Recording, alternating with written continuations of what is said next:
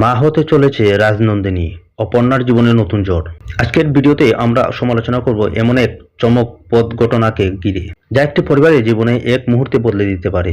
বহুদিনের অপেক্ষায়, নানান বাধা বিপত্তি এবং অসংখ্য আবেগন মুহূর্তের পর অবশেষে রাজনন্দিনীর জীবনে এসেছে এক অসাধারণ সুখবর। সে মা হতে চলেছে। দিনটা শুরু হয়েছিল একেবারে সাধারণভাবেই। সকালবেলা ঘুম থেকে উঠেই রাজনন্দিনী কিছুটা দুর্বল অনুভব করছিল। প্রথমে সে বিষয়টিকে খুব এত গুরুত্ব দেয়নি, কিন্তু পরিবারের সদস্যরা তার মুখে ক্লান্তি দেখে উদ্বিগ্ন হয়ে পড়ে। অনেক অনুরোধের পর চিকিৎসকের কাছে যেতে রাজি হয়। চিকিৎসকের চেম্বার অপেক্ষায় প্রতিটি মুহূর্তে যেন তার কাছে ঘটনা সম্মান দীর্ঘ মনে হচ্ছিল।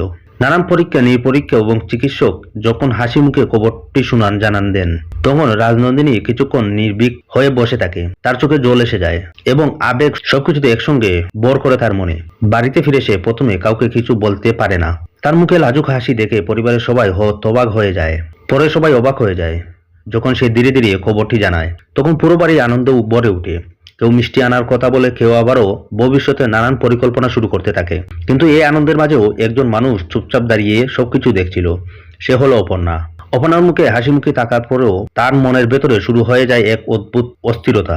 সে বুঝতে পারে না কেন তার এত খারাপ লাগছে। হয়তো সে নিজেও রাজনন্দিনীর জন্য খুশি, কিন্তু তবুও মনে হচ্ছে তার নিজের জীবনে যেন কিছু একটা হারিয়ে ফেলেছে। দিন যত এগোচ্ছে তাকে পরিস্থিতি তত বদলাতে শুরু করে। পরিবারে প্রায় সব আলোচনা ও কেন্দ্রবিন্দু হয়ে উঠে রাজনন্দিনী। তার কি খাওয়া উচিত, কিভাবে বিশ্রাম নেওয়া উচিত, ভবিষ্যৎ কিভাবে প্রস্তুতি করা দরকার, এইসব নিয়ে সবার ব্যস্ততা।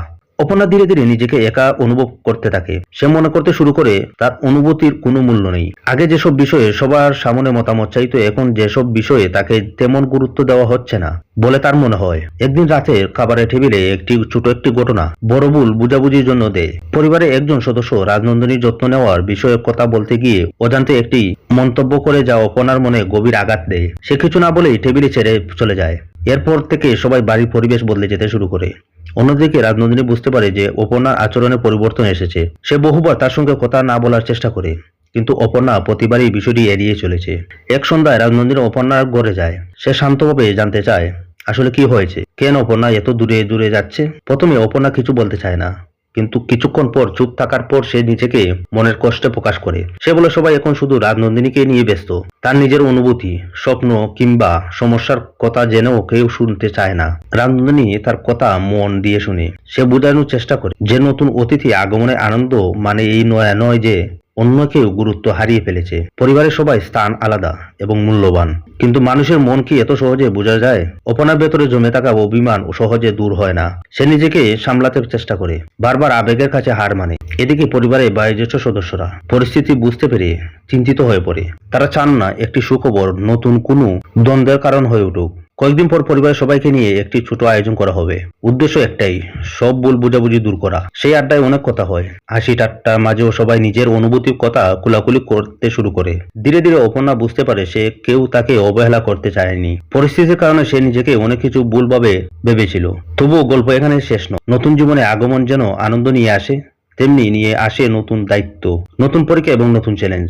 রাজনন্দিনীকে এখন নিজের স্বাস্থ্য, পরিবারের প্রত্যাশা এবং ভবিষ্যতের পরিকল্পনা সবকিছুই একসঙ্গে সামলাতে হবে। অন্যদিকে অপর্ণাকেও নিজের ভেতরে দ্বন্দ্ব কাটিয়ে নতুনভাবে সম্পর্কগুলোকে দেখার চেষ্টা করতে শুরু হয়। শেষ পর্যন্ত কি তারা তাকে অপরকে বুঝতে পারবে? পরিবারকে এই সম্পর্কে আর কি শক্তিশালী হবে, নাকি সামান্য কিছু অপেক্ষা করছে আরো বড় কোনো ঝড়? এইসব প্রশ্নের উত্তর সময়ই দিবে। তবে একটি বিষয় নিশ্চিত, জীবনের সবচেয়ে সুন্দর মুহূর্তগুলো অনেক সময় সবচেয়ে কঠিন পরীক্ষার মধ্যে দিয়ে আসে। আর সেই পরীক্ষা যার একসঙ্গে লড়াই করে, তারা শেষ পর্যন্ত সত্যিকারের সুখ খুঁজেই পায়। বন্ধুরা, আপনাদের কি মনে হয়? আপনার জায়গায় থাকলে আপনারা কি করতেন? আর রাজনন্দিনী এই নতুন জীবনে অধ্যায় কেমন হতে পারে বলে মনে করেন? মন্তব্য অবশ্যই জানাবেন। ভিডিও ভালো লাগলে লাইক, শেয়ার এবং সাবস্ক্রাইব করতে ভুলবেন না। আবার দেখা হবে নতুন কোনো গল্পে, নতুন কোনো সমালোচনায়।